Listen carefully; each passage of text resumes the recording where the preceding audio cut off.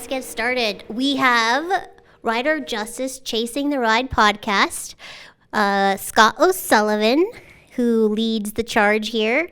And then we also have Derek Mayberry with Rider Justice. And our guest of honor is Mathew Scholtz and Mike Sponseller, who is our athlete manager. Come on out.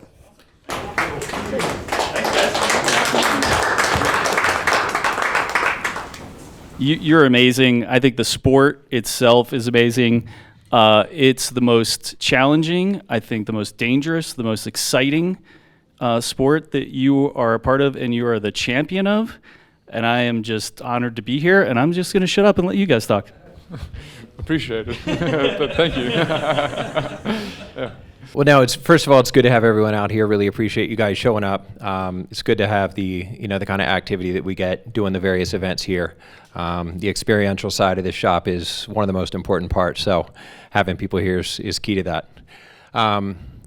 So obviously we're here talking to Mathew Scholtz, 2024-2025 Supersport champion in MotoAmerica. Has been racing here in America for a while, and we're going to hear a little bit of stories, about his experiences racing here in the States and, growing up, with racing background and all of that, coming from South Africa, and kind of going from there. So which point do you want me to start from? Yeah, I was gonna say just jump right on in for the fans that aren't familiar with what you've done or who you are. Maybe give us a quick bio. I moved to the country halfway through the 2016 season, filled in for one of the guys who got hurt in the stock 1000 class. Did pretty well. I think I podiumed 4 out of the 6 races here. Got a full-time ride in 2017 with the Westby team, won the stock 1000 title then. Moved up to Superbike, did that till the end of 2023, and then unfortunately Trig Westby, who was the owner, got really sick, closed the team down, and then hopped down to the Supersport class in 24 and managed to win on the R6 in its final year racing. Then this season now, they got the brand new R9 in the super sport category, and first year out of the box took the championship. So it's been a really great 2 years, and next year I'll be moving back up to Superbike. So really happy, and just it's been a great partnership with the REV'IT crew. First year we're working together, took a championship. So hopefully we have a few more successful years together. So one of the things that is interesting to me is, and it's for some of the little guys that are out here, is you started riding young and motocross young. Can you talk to me about this and maybe help some of these guys be inspired? Because it's amazing how long your time on a bike has been. Yeah, I think I started riding a PW50 when I was about 5 or 6. Then did a couple races on that, and then just slowly progressed through 65s, 85s, 125, and then moved to road racing when I was about 15, did 2 years back home, qualified for the Rookies Cup, and then it was kind of at that point I was maybe 16, qualifying for the Rookies Cup. It was from then that I was like, hey, I'm going from just trying to have fun to this is going to be a full-time job and a career for me. That was almost 18 years ago, so I haven't looked back since, and it's been great. Obviously raced in the World Supersport Championship around Europe, then moved to this country 2017 and been loving it here.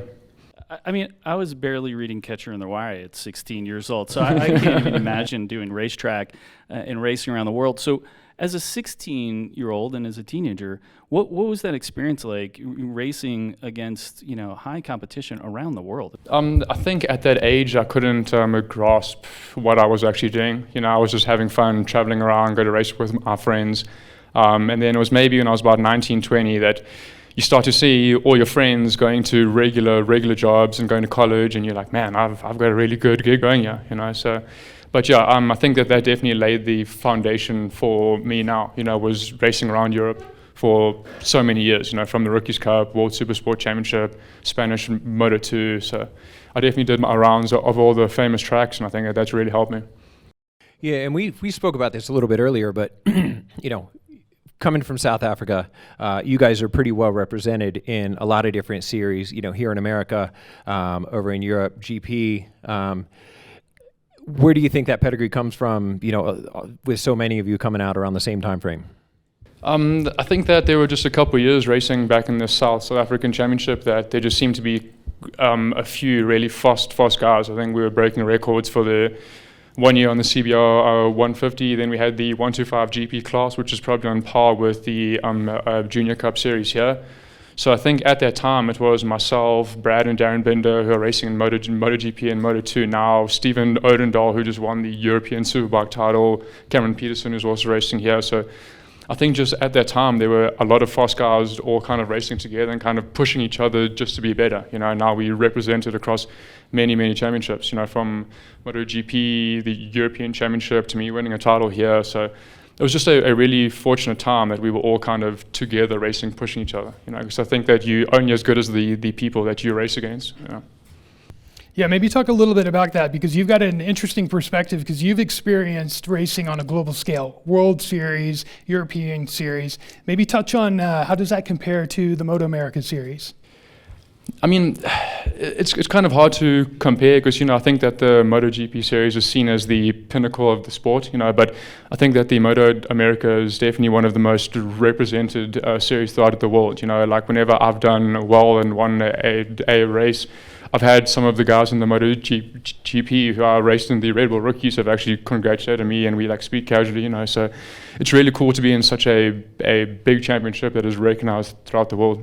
Yeah, and in looking at MotoAmerica in the last couple of years, obviously in any industry, any race series, you see a lot of ebb and flow. I think we're seeing a lot of really good momentum right now. New teams coming into the paddock. Your team is certainly in one of those. Strack Racing was, until the last couple of years, was relatively an unknown name, unknown team. Coming in as Squid Hunter and racing with Josh Hayes. And then next thing you jumped on with them and then won that championship, now won the championship again. Do you want to talk a little bit about the team and kind of what makes things tick? I think Strack obviously was with the Squid Hunter team with Josh Hayes for many seasons.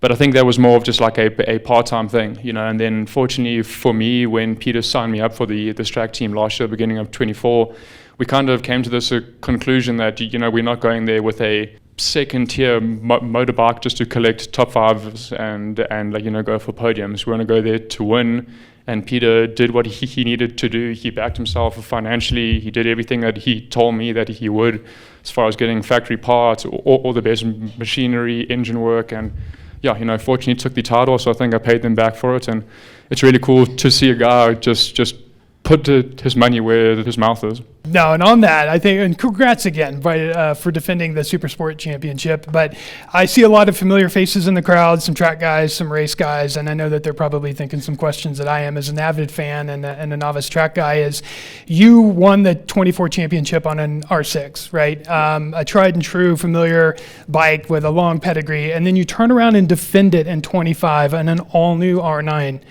a bike that doesn't have a lot of experience or track record on the track. So maybe talk a little bit or compare or contrast the bikes.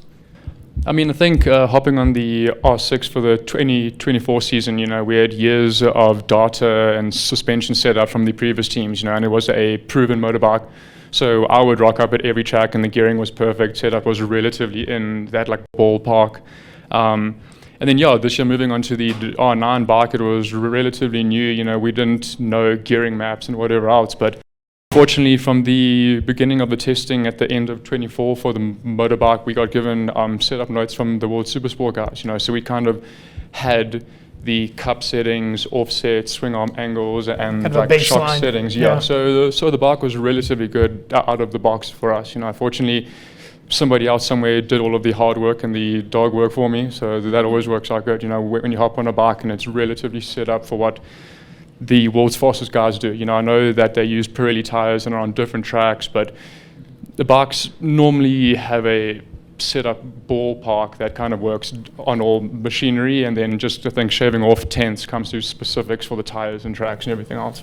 Yeah, interesting. And if you guys have followed this series, you probably saw that Maddie locked up the championship at New Jersey, and I think that's when Peter Strack kind of took the mic and announced that you're going to be racing Superbike next year. You kind of alluded to that at the beginning of our conversation. So you'll literally have one season on the R9. You'll be on a different bike next year, right? What are you looking forward to as far as being back in that Superbike series? I think it's more just when I lost the Superbike ride at the end of 23, it was more just a feeling of stepping down to the Supersport class. And then, now I think that it's just proving that I am still one of the quickest guys racing in the paddock, that I deserve to be up in the Superbike class, because I think no matter how many Supersport titles you actually take, you're not considered one of the best riders unless you're racing against the best guys, and all the best guys are on the Superbike class. And I was there for many, many years on, I wouldn't call it a factory bike, but a bike that was good, and I think that we did some really, really special things on that package, but I think that I have to prove something to myself, that I am still one of those quicker guys, and I can be racing against, Josh Heron, Bobier, Bobby Fong, all of those guys. Yeah, and obviously the story changed a little bit throughout the course of the season. I know that if we had asked you 2 months ago what you were doing next year, you would have said that you were going to ride Supersport. How did that conversation go, and how did that really come about? You're leading on the questions, I guess I know that you know, but I think that after the Ducati guys mentioned that PJ Jacobsen was moving up to the Superbike class, I think that Peter Strack couldn't be outdone, and he also said that we were going to move up. So I think that was definitely one of the main driving forces, but also I think that winning, not to brag, but 5 out of the last 6 races definitely kind of helped my cause to move up to the Superbike class a little bit. Right. Do you feel guilty at all just crushing everybody like that? No, I wish I could do it again. Speaking of crushing people, we had the opportunity to do this once with a different group of people, but after the podcasting event, we had dinner with Mike, and Mike, you came up in conversation, and he said, Matt is the nicest guy. He doesn't want to trouble you with anything. He just, he doesn't bother you. He's just the easiest going, and from what the short time that I've known you, I agree. But he says once the visor goes down, it's take no prisoners. So is that something that just comes instinctively, or is that something that you've worked on as far as flipping that switch and getting really competitive on the track? I think that outside of the track, I like to be a very friendly guy. But once you're there racing and the visor's down, I think that it's my job, it's my career. I want to win and prove that I'm the best out there. And it's just, I think that everyone here who rides motorbikes know that when you're on the track, you're not thinking about outside noise, just what are you doing and trying to be the quickest, brake markers, everything else. But I definitely don't make any friends on the track. I've got into a few scuffles with some guys over the years, but hey, we're all there to win, I guess. That's right.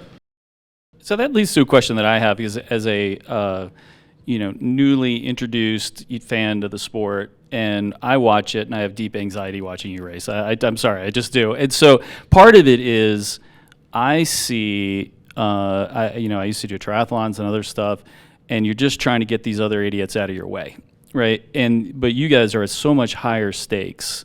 How do you trust the people around you? Is there a trust? Is there, for the people that don't know this kind of stuff and people who watch our podcast, how do you navigate that? Up to a certain point, racing against pros, the guys that are the best of the best, supposedly. So you kind of know what everyone's doing, so you kind of have that trust. But before the race starts, hey, this guy, he brake checks you. That guy rides clean. That guy, if you give him a sniff, he's going to stick his tire in there. So you kind of know how everyone rides, but at the end of the day, some guys make some sketchy moves and bad moves, but it's just part of the game, I guess. But you always know that if you got certain guys following you, that you got to block the line a little bit more. That's right. You got to hold them back. You got to keep them in the back. Yeah, gotcha. That makes sense, because to me that's what makes your sport so amazing, and makes it just so much different. It's one thing when somebody breaks a wing in F1. Oh, that's too bad. Sorry, I saw an F1 shirt here earlier. But, it's much higher stakes for you guys, and it's just amazing. I think it's courageous and amazing. Thank you for providing such an amazing experience. Yeah, I guess learning the tendencies of other riders that you're riding against, and that probably comes with years of riding with these guys and through the different series. With your experience in the different series and the years that you've been racing, what advice that you would give your younger self, your younger racer on the grid? You're not going to win the race in the first corner. Just take it slowly, mind your laps, let the fuel load drop, slightly, because I definitely had a younger tendency of just charging into the first corner and not even making it past that point. So I definitely learned a few lessons along the way. To finish first, you have to first finish. But just I've been racing at the highest level for so long. You kind of understand when to push, when not to push, when you know that your lap times are going to come in later, that at certain tracks that the tire drops off more. So it kind of all comes into knowing when to play your hand at the right time. Relative to other riders in various series and so forth, what would you say are your strengths as a racer? What things really allow you to be better than other people, from a technique style standpoint? And then looking at the calendar, obviously different people like different tracks. How do those strengths play into certain tracks, and what tracks do you find are your favorite? I would definitely say that I'm one of the late breakers on the circuit here. But again, there are certain circuits that suit certain motorbikes, certain riders. If you're a guy who likes to come into the corner hot, then you obviously don't like the tighter, twistier tracks. I think it's just figuring out what each track needs more of, whether it's better to kind of flow through the corners or go charging in. But yeah, you just kind of learn which kind of circuits suit your bike, or what suits you as the rider. So I have a question for you. So think back, you're 16 or so. You're now touring all over the world, and young, with family with you. Yes. Yeah. I had a parent at that stage. Yeah. Oh yeah, thank God. So what was like the craziest, most bizarre travel story or weird incident you had, during that first part of your career, if any? Yeah, I went to Moscow, I think in 2012, and it showed us on the Garmin GPS that the track was 15 miles away. We didn't realize how bad traffic was. It was like a 2.5 hour drive because you were just standstill traffic. So, I nearly missed one of the Friday morning practices and figured out how bad Russian traffic is. And that's probably one of the craziest ones that I can say, well, there's a camera here. You're like, Dad, come on, hurry up. Yeah, I know. Whoever's driving, yeah. And so right now you've been living in the States for the last couple years. How's that been going? Where are you? How do you like living in America, and kind of what are your plans going forward? Yeah, I'm living in Georgia now. Loving it there. Being around that same part since 2017. Found a couple cool motocross tracks, mountain bike trails. The golf courses are nice out there. Found some friends that are separate from the racing scene. So yeah, I'm at home now. Blow it, yeah. So speaking of home, obviously being from South Africa, is there something you miss or wish you had in the paddock, or that you could bring from home into your Georgia life now, or into the paddock life? Maybe just to have my parents here would be nice. My parents, supported me from when I was 6. They have never actually touched motorbikes, or don't even think that they know which side the front brakes on. But yeah, they traveled around Europe, took me racing, traveled the world, paid financially for some serious rides, and they don't understand racing, but they fully supported me. So it would be nice to kind of have them here to watch me win all these races now. Does that make you a little bit rare? A lot of the racers that I've met over the years have a racing family and come from a racing family heritage background. How in the world did that start then? Just went to a friend's house and we were busy playing soccer. Saw he had a PW50, and then I was like, hey, that looks cool. Let's go ride on it, and I loved it from then. And my dad bought one for me. I think he thought I was just gonna mess, and just ride it through the garden a couple of times. And then he started to race and did well. And he supported me the whole way through. And I just was able to have a dad that could financially support me moving up through the ranks. And, like I said, they didn't understand the motorbikes or the scene or have any friends who rode motorbikes, but they were there for me, and they gave me every single opportunity possible. If I didn't make it, it was my fault, so they were that's great. Amazing. Totally off topic. What's your handicap? Probably about a 15, maybe. Oh, nice, all right. Yeah, no. Playing long or not? I mean, We're talking about golf, sorry. Totally off topic. I know, it's a sin. Sorry, go ahead. I mean, I'm not bad, but I'm not good. Let's just say that I should be better with how much golf that I actually play. It's disturbingly bad for playing a lot. I think you should stay with your day job. Yeah, right. We'll go hungry if not. Mike, I got a question for you. So you've been with REV'IT now for a couple years. Yes. Signing up and the athlete management realm of what you do. Maybe talk a little bit about you do a lot of traveling. You interact with a lot of professional racers. What has been some of the more unexpected challenges or something you didn't expect from the role? Yeah, I would say. I mean, there's just such a variety of things. That I do, and I love to call myself athlete manager because it makes me sound like a talent scout or some sort of sports agent. And sometimes it is that. Sometimes it's reading contracts. Sometimes it's fishing through a freshly worn race suit after a day of riding in the rain to pull an airbag out to plug it in because of one of the younger riders forgot to plug it in. So, or me being like, what does this light mean? He's like, it's not on. Go charge it. I'm like, oh shit, sorry guys. Going out onto the grid. Why is this thing blinking? And like looking up the instruction booklet on my phone to figure out what that particular code means. Yeah, it's it's on the best days it's talent scout. Some days it's camp counselor. And we're just constantly problem solving, right? Like we're just, we're here to, put together a portfolio of riders or a pipeline of riders that are going to represent REV'IT, do what Mathew's done, go out, win races, win championships, be on podiums, look great on social media, all of that stuff. But what goes on behind that is just, making sure suits get measured, making sure the suits get delivered, inevitable phone calls with customs, and freak out moments when things aren't showing up. And then just, are we still?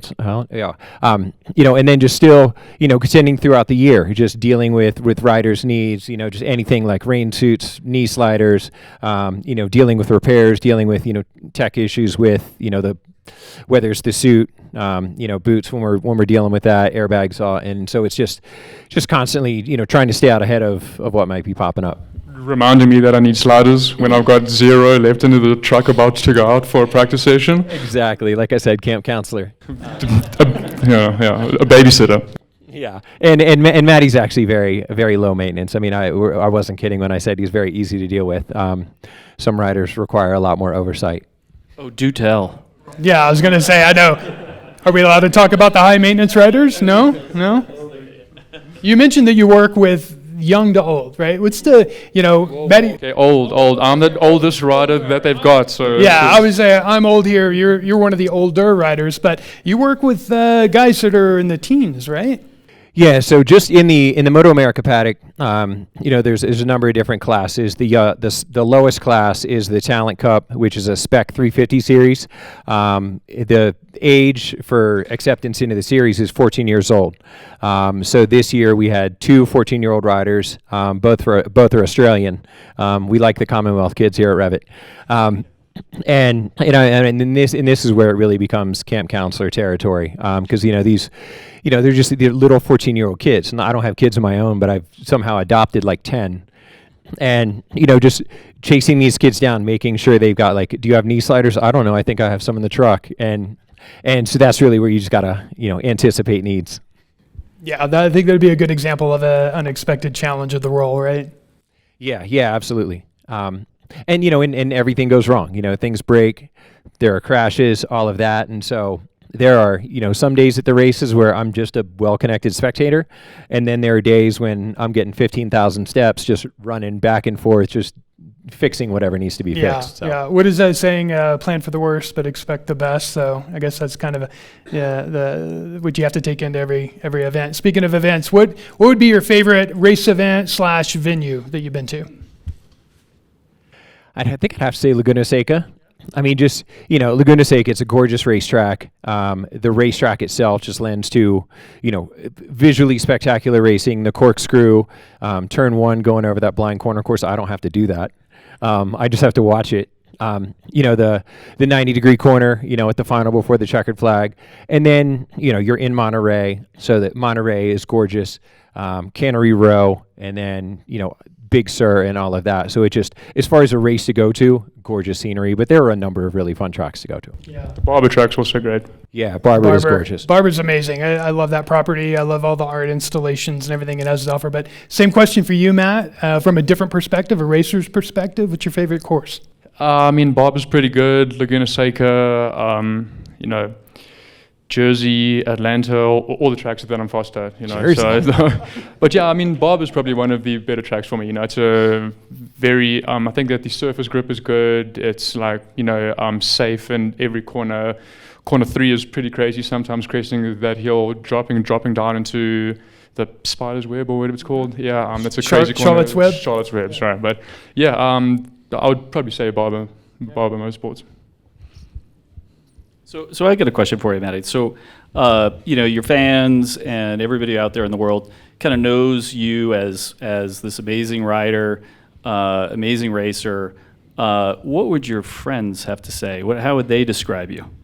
On track, I mean, like the racing side of friends, just, I mean, we all the same, really. You know, we all race hard, but we like to go out and play some golf and just chill, you know. But my friends that aren't part of the racing scene, they think I'm a goofball. You know, they're like, how are you a pro racer? Because like, you know, we'll go play the golf and these guys shoot like a 72, you know, like a scratch. And I'm out there hacking the ball, slicing it into the woods.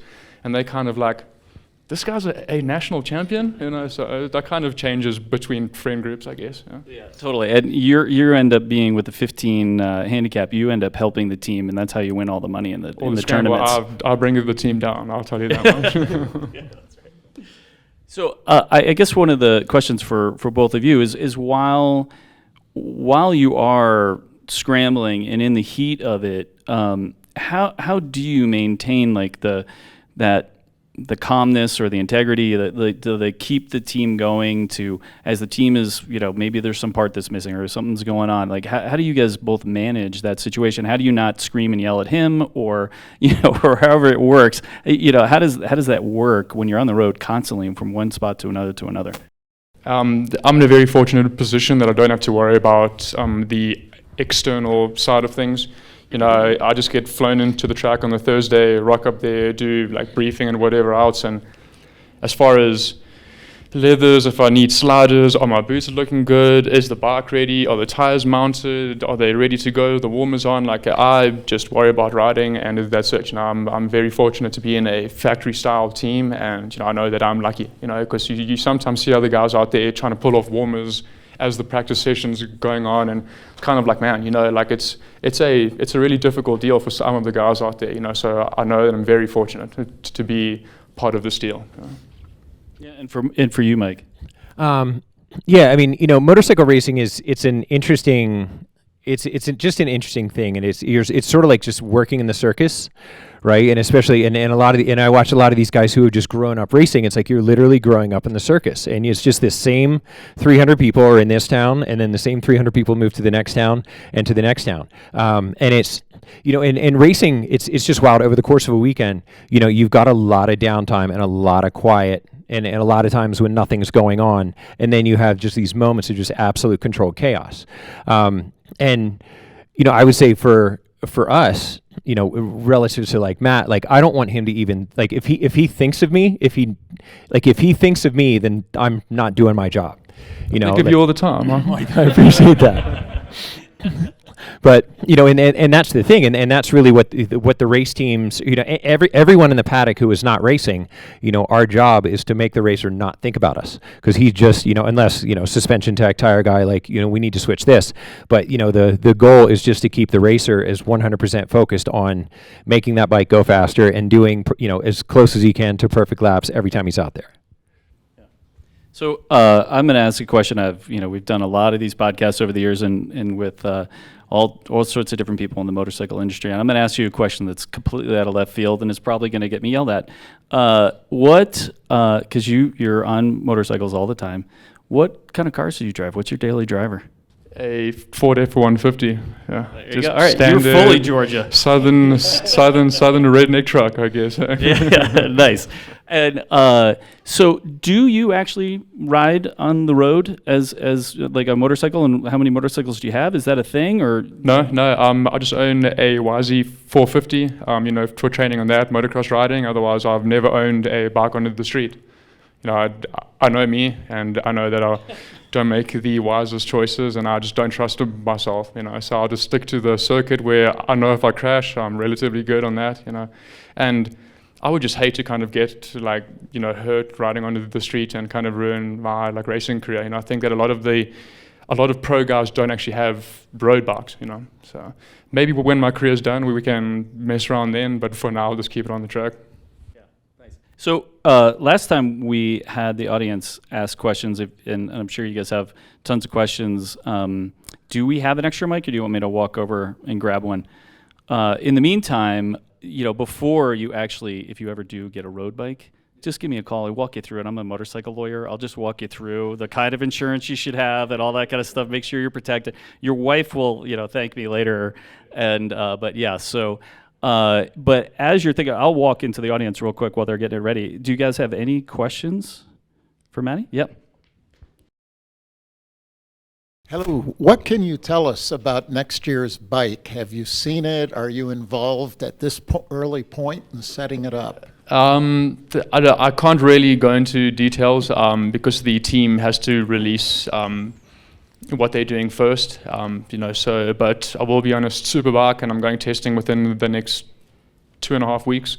That's all I can really say at this point. I wish I could tell you more, but all I know is I'll be on the Superbike grid for 2026, and it seems like it's lining up to be a really good season. It seems like there's a lot of riders that are moving teams, PJ stepping up. I hear that there's some other teams moving up as well, coming into the paddock, so I think it's going to be one of the better years of the Superbike Championship, hopefully.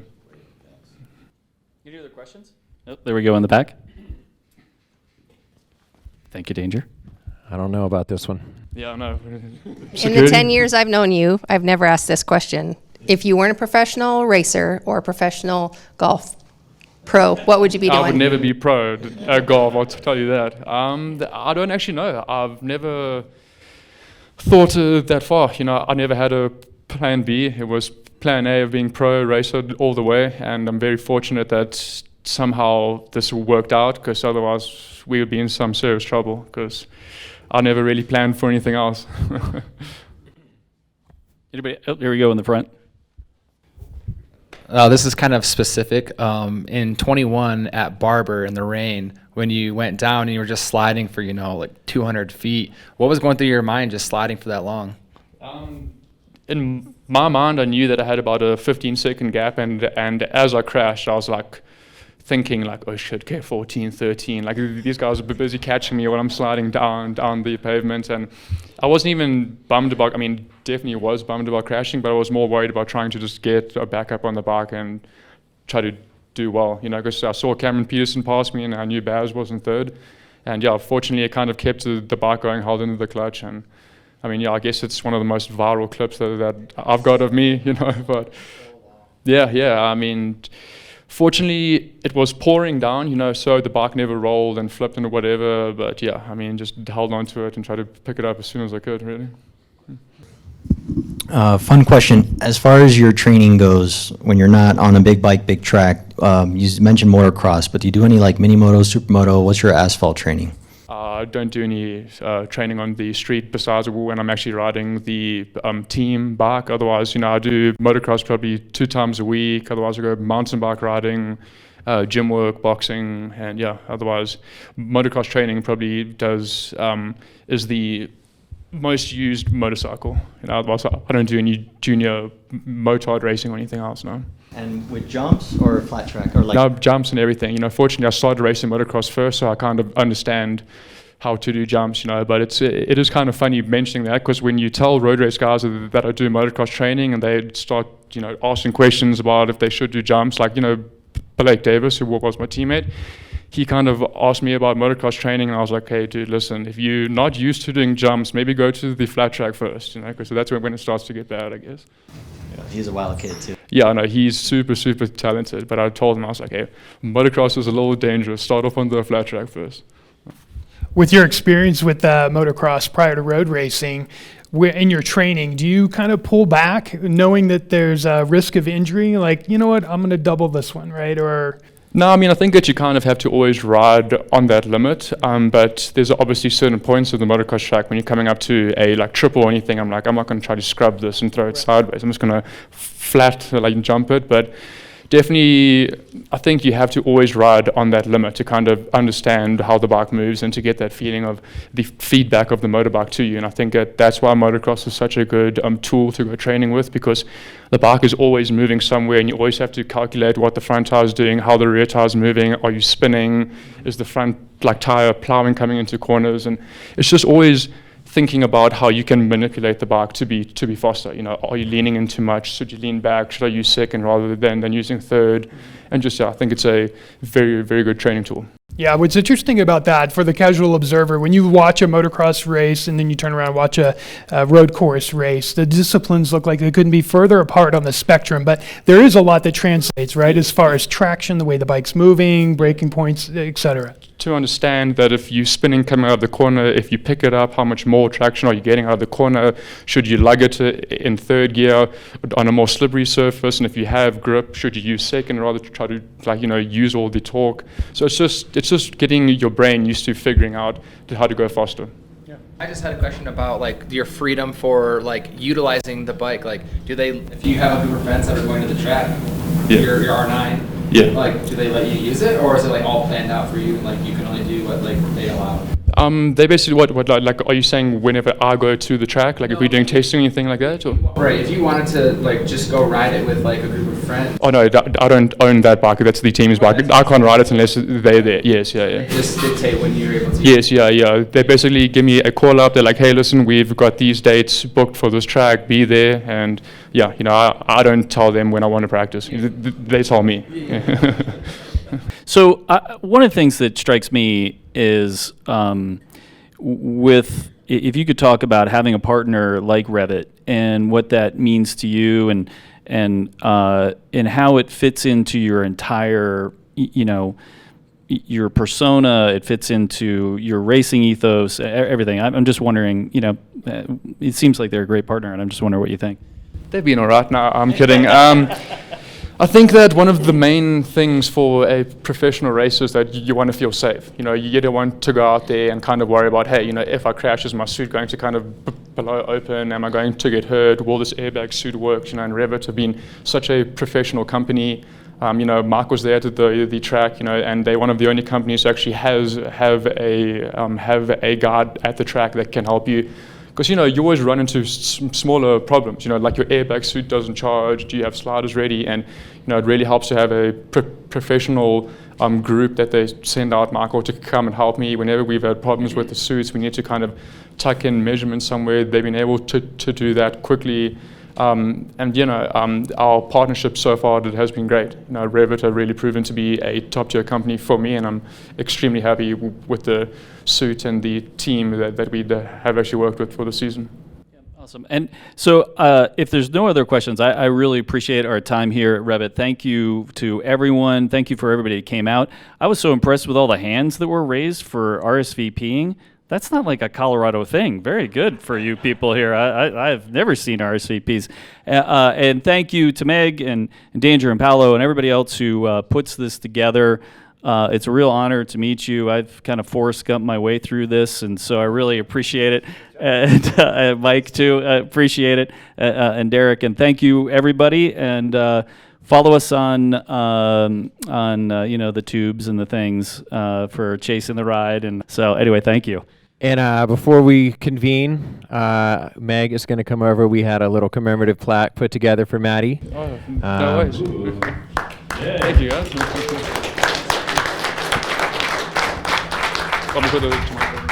Supersport champion 2025. Thank you, guys. Appreciate it. Mike, Matt, thanks again for being here. It's a pleasure speaking with you guys. And thank All you, right, thanks, everybody, guys. for coming. We really appreciate it. Absolutely. Yeah, Thank you. Thank you, guys. It was nice to be. It's nice to see a group of people that have the same passion as us all.